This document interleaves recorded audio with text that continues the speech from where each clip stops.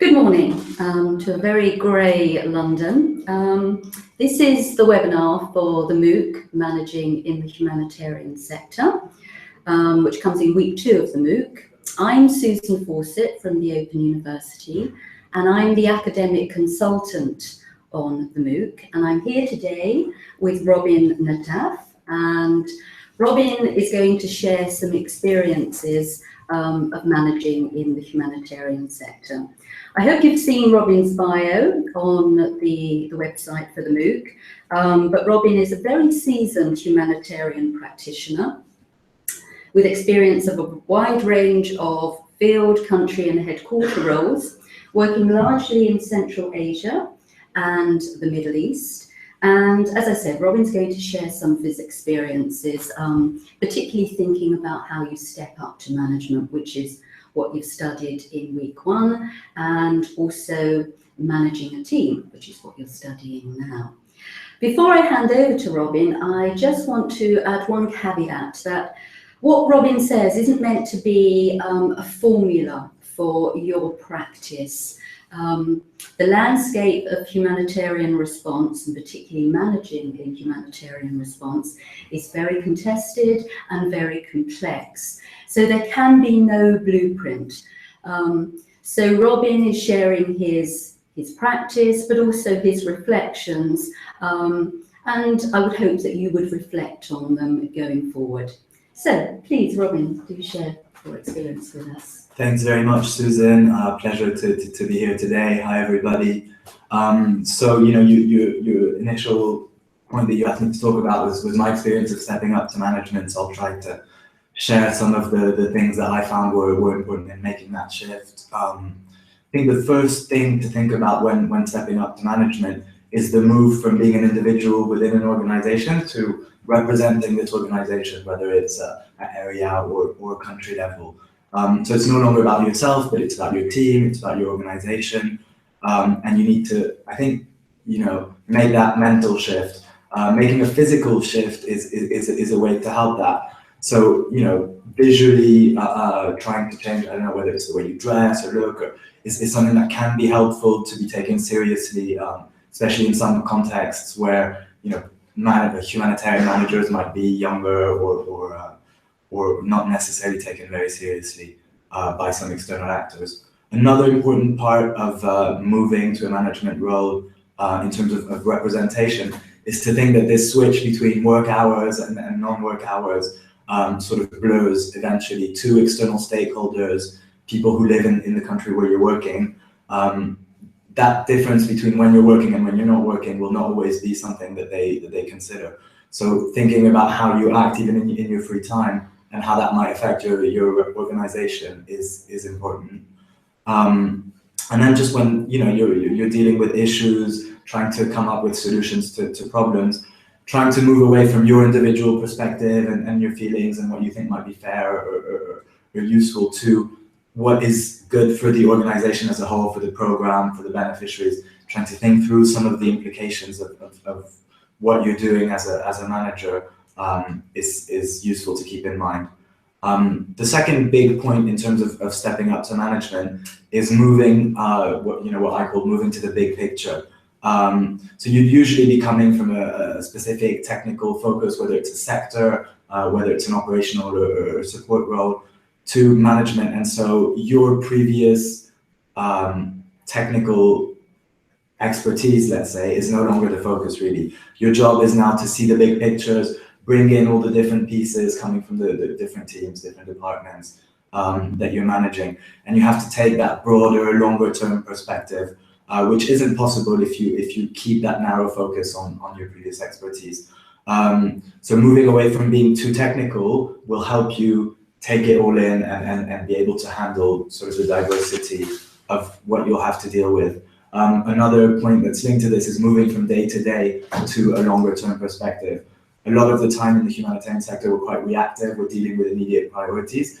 Part of the job of a manager is to lift up from the day to day and try and project the team and the organization into where we want to be in a month, in 3 months, in a year, and keeping that vision in place. Learning to delegate is also an important side of moving up to the bigger picture. You need to trust your team. Of course, as a manager, you're still accountable for their work, so you have to be confident that the work is being done, but you can no longer micromanage and be as involved in every little detail as you might have been in a previous role. And I think, you know, that zoom out is important, but with a little caveat that sometimes you need to zoom back in, and you need to focus on micro issues if they have strategic implications, if there are big risks involved, if it's something sensitive, or just if your colleagues need extra support on specific tasks. So that zoom in, zoom out of moving from, you know, an important detail to the bigger picture is an important skill of a manager from my perspective. The third big aspect of management is about team management, building a team, having that team work effectively. The first step to really building a team is creating ownership. So your team members need to share your vision, they need to know where you as a team are going and what their place within that vision is, so that they have an understanding of what they're working towards, why they're doing what you're asking them to do. Part of building a team is also about having a team dynamic and an environment which is mutually supportive. And that comes with leaving space for initiatives. People need to be able to try and error and make some mistakes within an agreed frame, of course. Encouraging people to help each other, to try to overcome those kind of divisions between, you know, program or M&E roles or support and program. And that comes with people understanding each other's constraints, responsibilities. You know, we did a job swap in a number of places where I was managing a team, and that was really helpful in trying to promote that perspective, basically taking on other people's perspective. Information sharing is also really important so that people know what others are doing and how they fit, again, within the broader team. And then the last aspect of really building a team is helping people do their best. As a manager, your job is sort of providing an environment where people can grow and meet their responsibilities, achieve what it is that they set out to achieve. So that means adapting your management style to different people.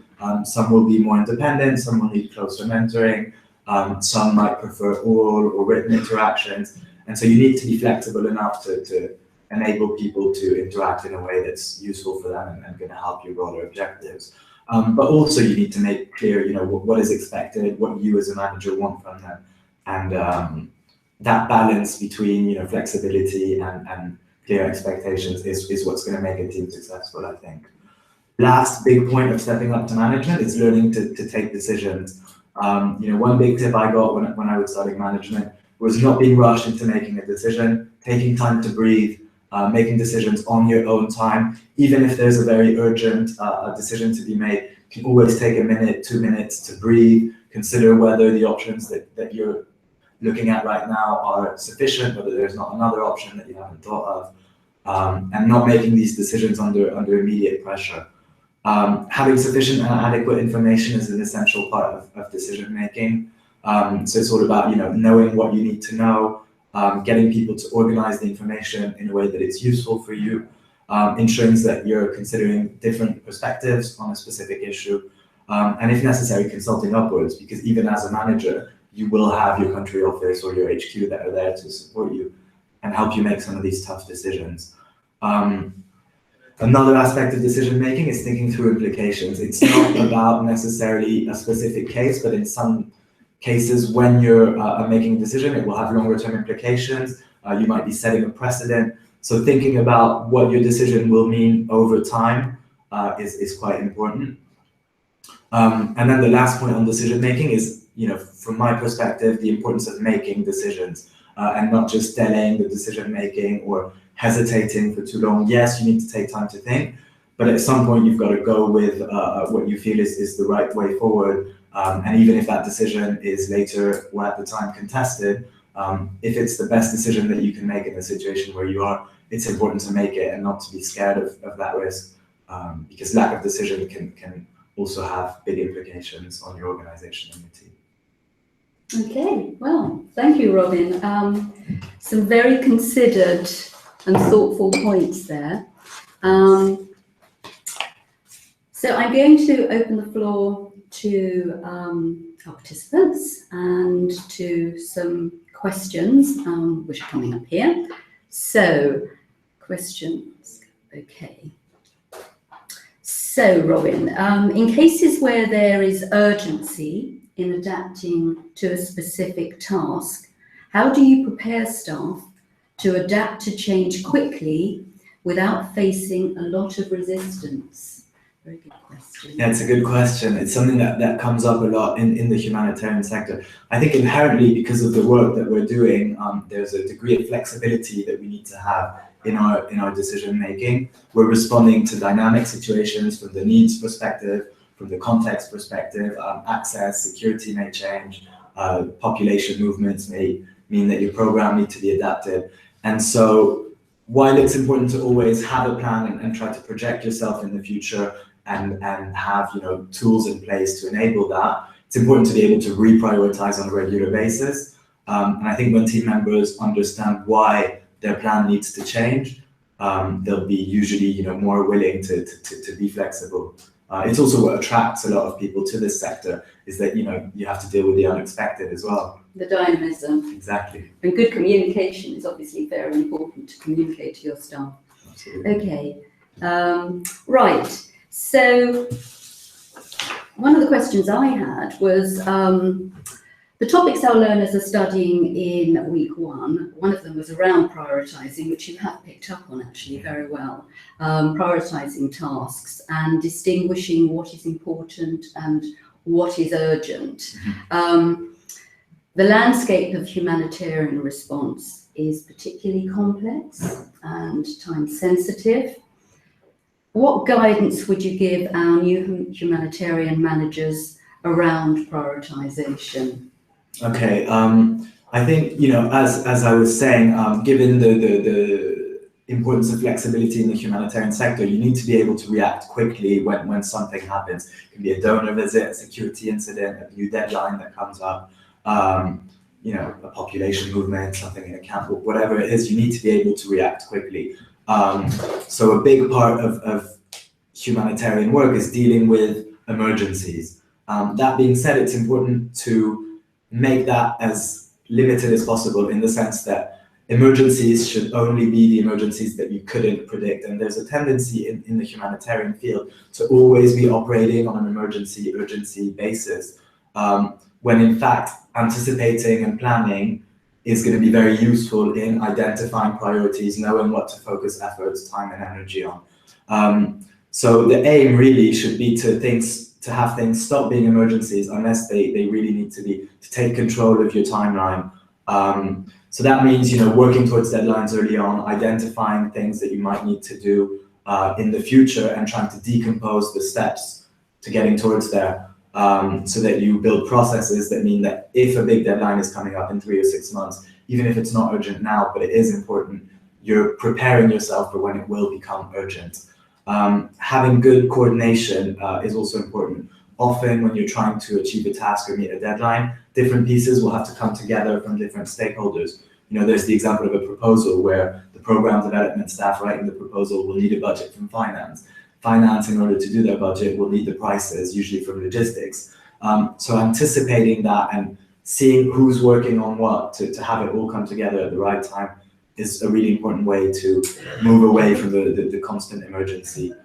Seeing key trends and the big picture is also important. Where are we going?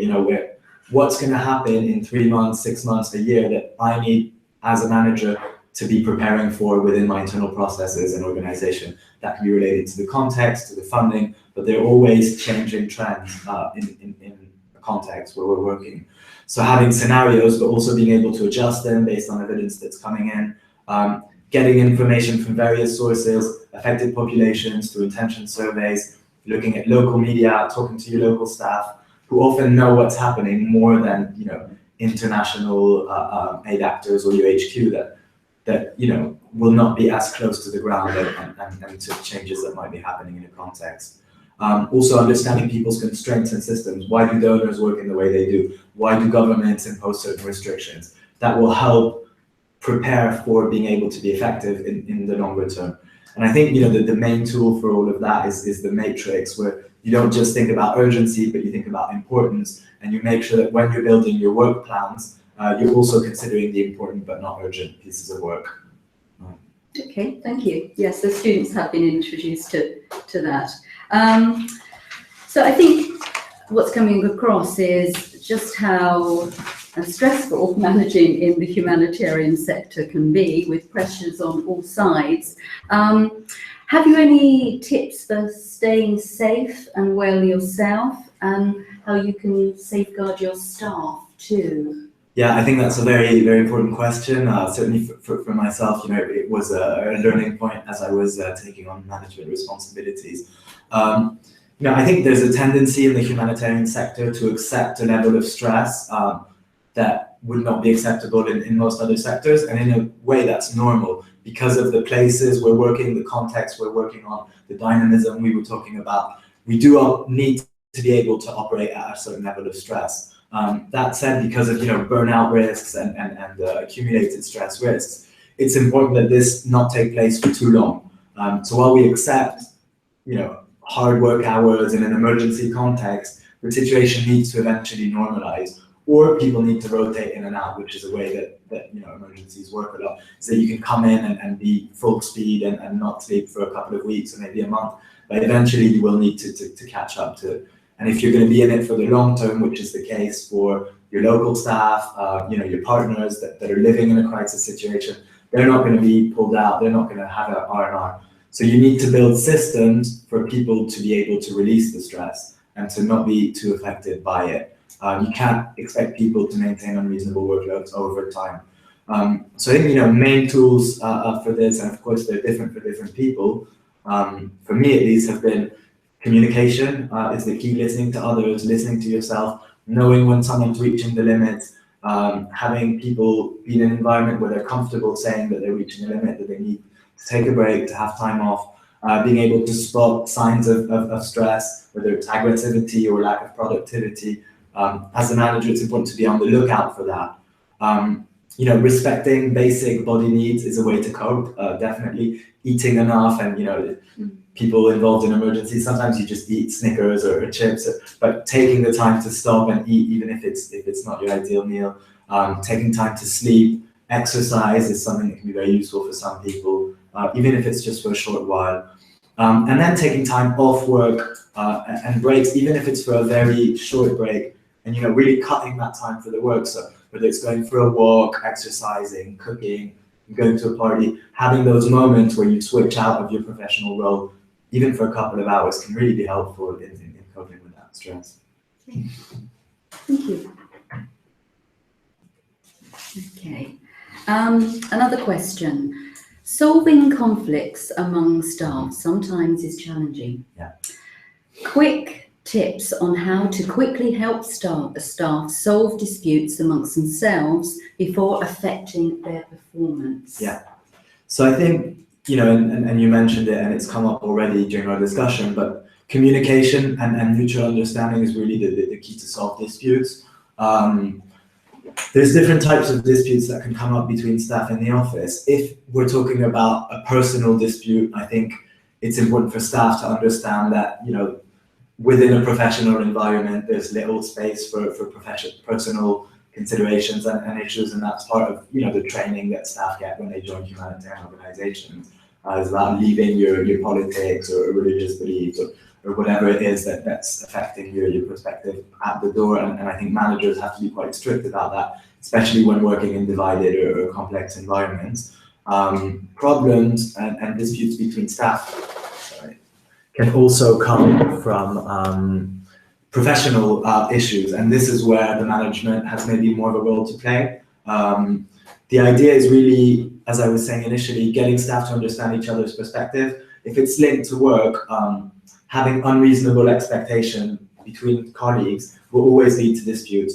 So it's about making it clear what is feasible, what is not feasible, how staff can help each other, and when I need the help of a colleague, what I can do to make it easier for them to help me, and creating that environment. So again, communication, mutual understanding, if necessary, removing people from the stress, taking time to breathe and cool down, I think would be my main tips. Okay, thank you.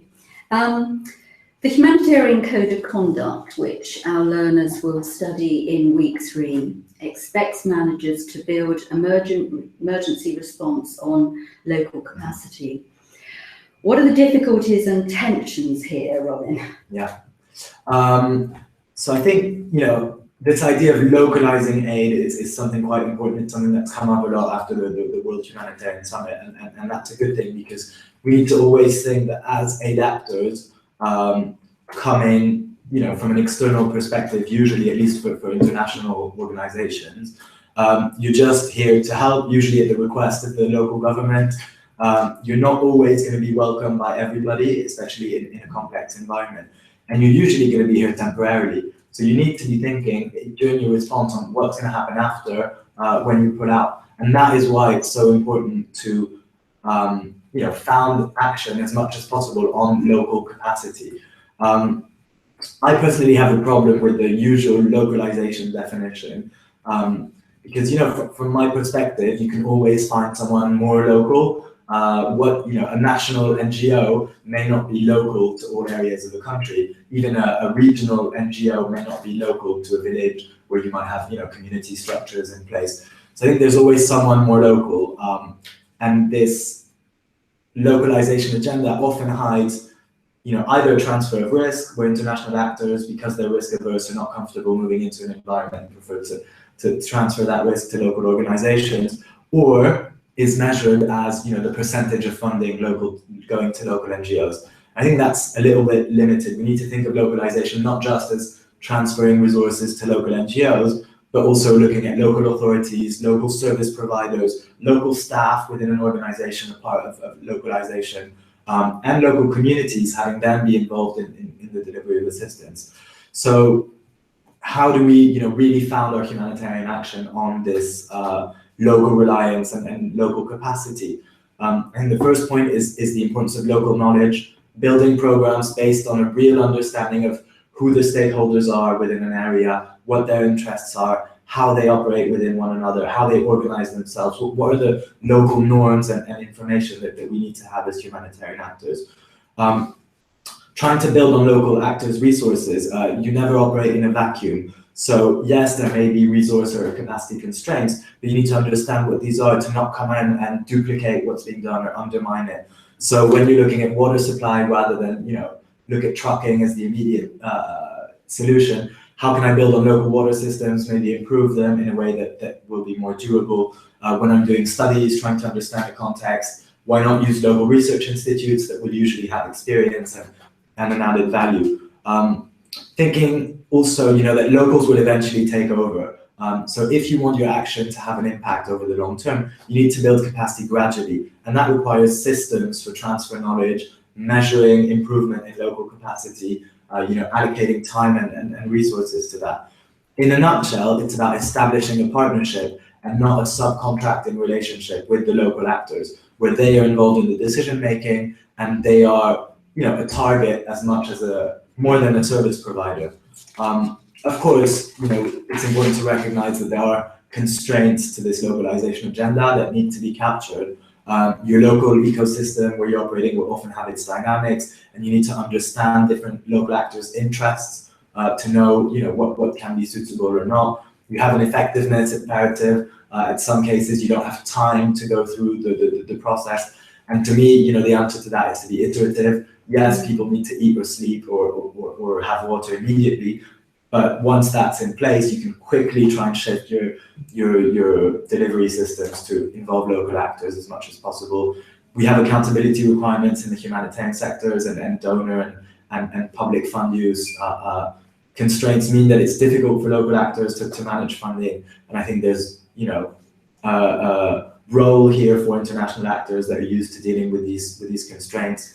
And then maybe the last constraint in terms of localization has to do with the structure of the humanitarian system, where we are organized by clusters or sectors, which is not the way that local actors would necessarily see it. So how can you, in an urban crisis context, involve the municipality that's not going to have resources or capacity to come to all of your sector meetings? So a lot of the work that's being done now on area-based planning, area-based prioritization and response is a good step forward on that localization agenda. Okay, thank you. There's quite a bit of traffic here.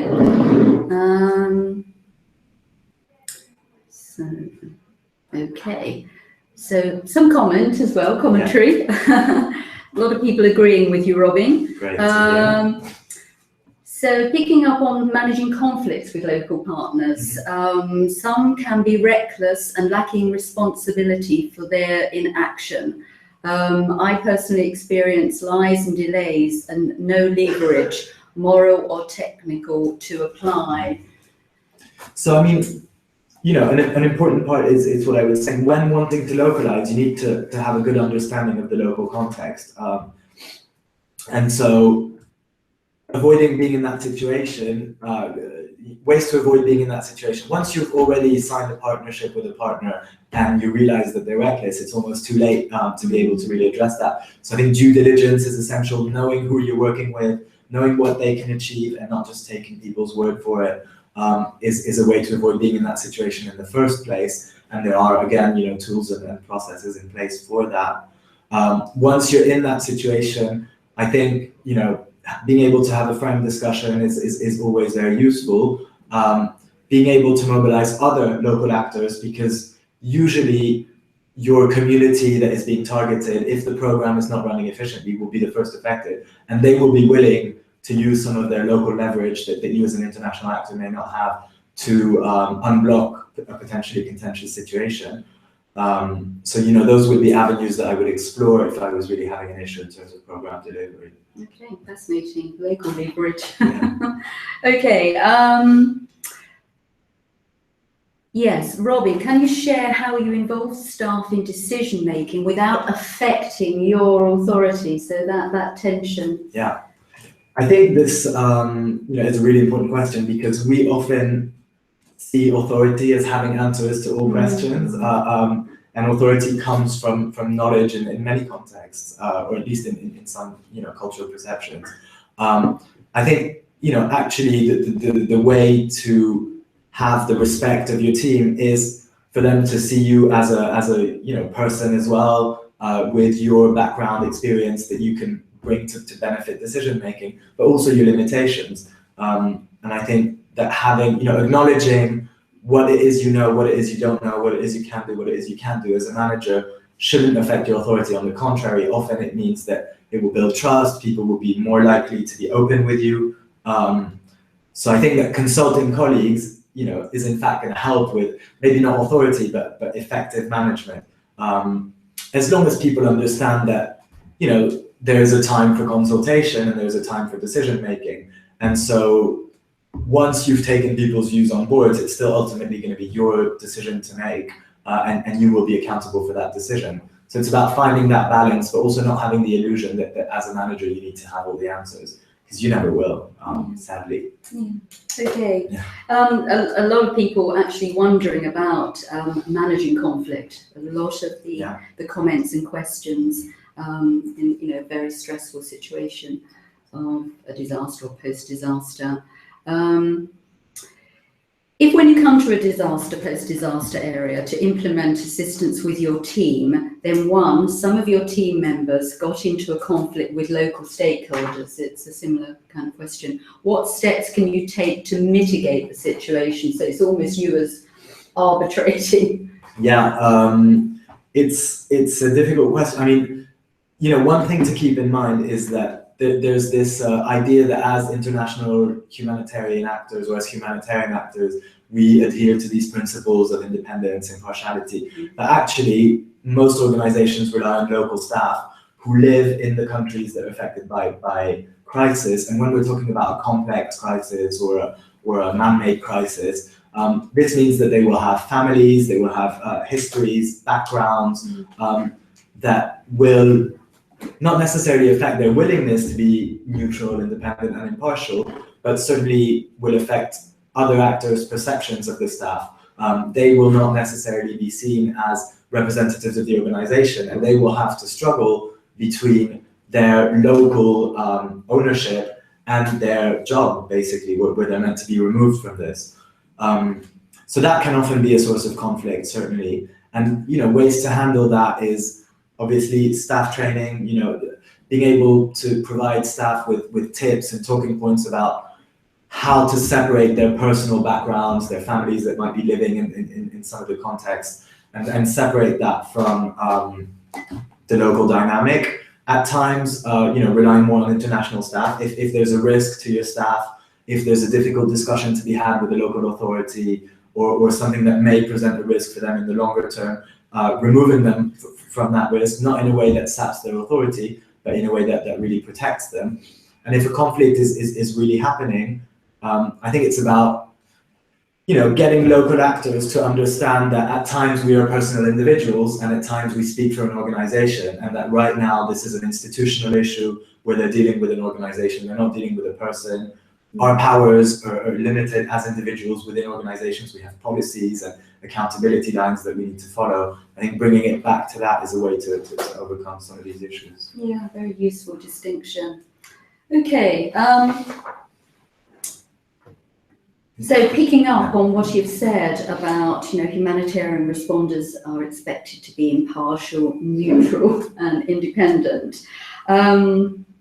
I know from your experience that you have uncovered tensions here, and you've partly explored that already, but I just want you to drill down a little further to expose some of the personal tensions that you had between, you as an individual, but also representing the organisation. Yeah.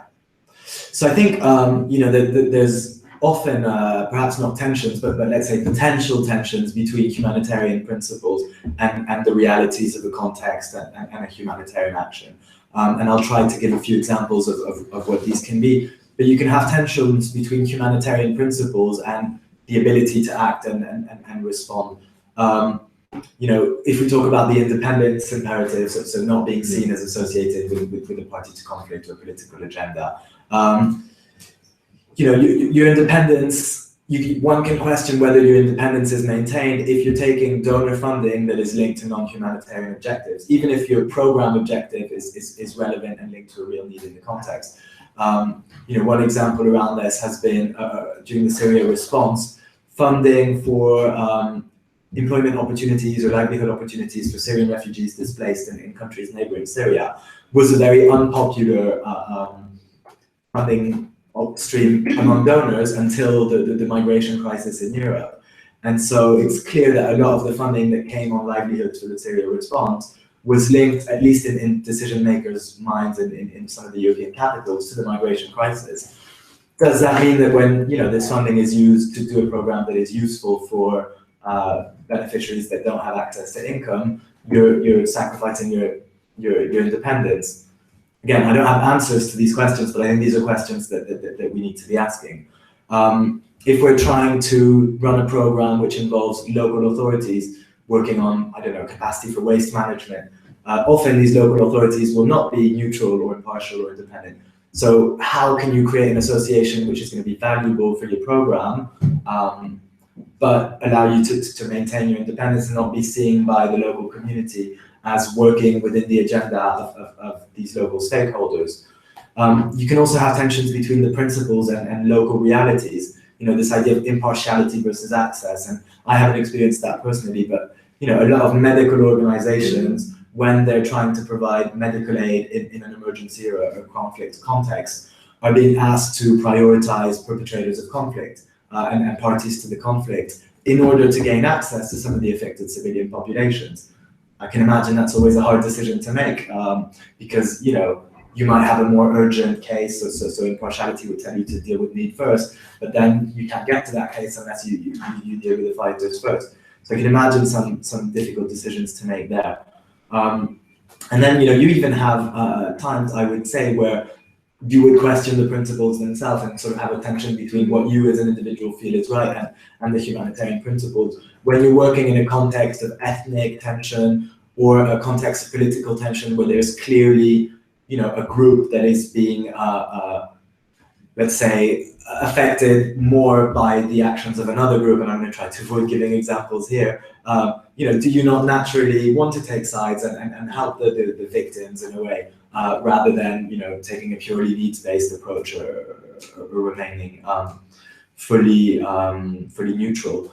So I think these are just examples of the difficult decisions that we have to make as humanitarians. Comes back to your initial point that, there is no right or wrong answer, there is no blueprint to decision making, but there are ways to handle these tensions. It's about considering implications of the different courses of action, not just now, but over time. Again, am I setting a precedent? What is this going to lead to in the future in terms of perceptions of my organization, in terms of ability to respond in the longer term? Trusting yourself, accepting that you might make mistakes, that there isn't a right or wrong answer, but that's how you'll learn, and that's how your organization and program will develop. And also, accepting that there's no perfect outcome. Often we're left with difficult decisions which have negative implications on each side, and it's about the least worst, outcome, or the good enough outcome. Sometimes that's just the best that we can do. Yeah, some great advice there. And it means that there are some uncomfortable decisions that you have to take. Okay, another question. Very informative, Robin, some feedback. Staff exit has often affected project work. How should managers deal with the frustrations of training new staff to pick up? Yeah. So I think, staff turnover is one of the big challenges of working in the humanitarian sector. There's, I think, two main reasons why we see a very, very high turnover in this field. One is just the living conditions and level of stress. That means that people are willing to, sacrifice their personal comfort for what they're doing, but usually only for a certain amount of time. So living in a conflict zone or in lockdown or in very difficult environment is something that you can only do for a certain amount of time. The other reason that we have a very high turnover in the humanitarian sector is that it's a very fragmented sector with different levels of resources. And so, I think all managers working in the field will have dealt with, hiring staff that are a bit junior, training them, having them leave for a better salary with an organization that pays better, whether it's an NGO or a multilateral organization or a donor organization. So learning to deal with that is an important part of managing in the humanitarian sector. What tips can I give for that? I think, one way to cope with this turnover is to have systems in place that mean that you don't lose everything every time the staff leaves. So again, I feel like a broken record, but work plans, handovers, just these formal systems, putting things in writing so that when someone new comes in, they're able to pick up where the last person left off, is really important. And it makes you less vulnerable to individuals deciding to leave.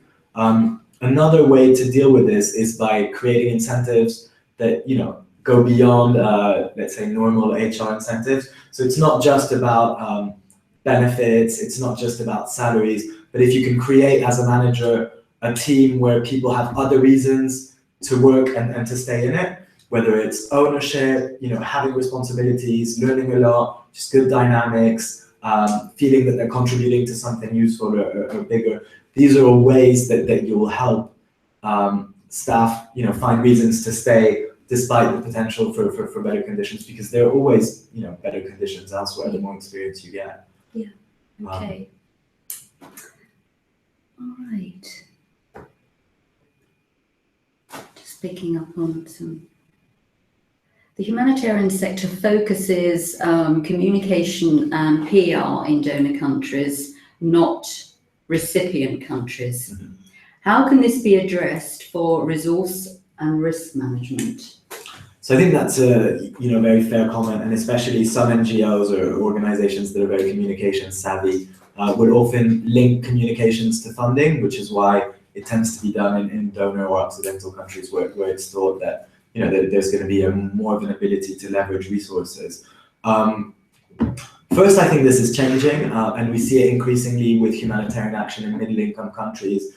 Whether it's in the Middle East around the Syria crisis, whether it's in South Asia, where you've had a big economic boom in the last few years, you're increasingly having philanthropy and funding coming from the countries where the humanitarian action is happening itself, or from diaspora as well.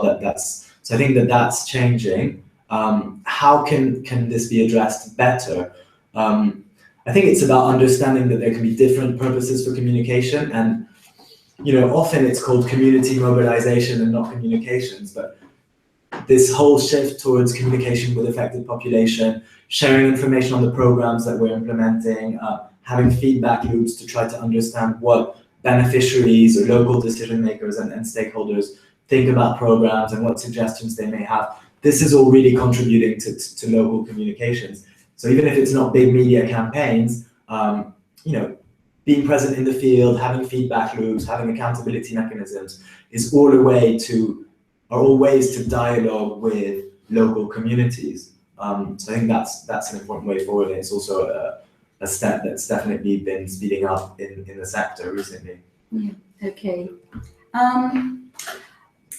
One other thing I wanted to ask you about, you spoke about the importance and urgency around time, the kind of court approach. I'm just wondering what other tools you use in order to be an effective manager.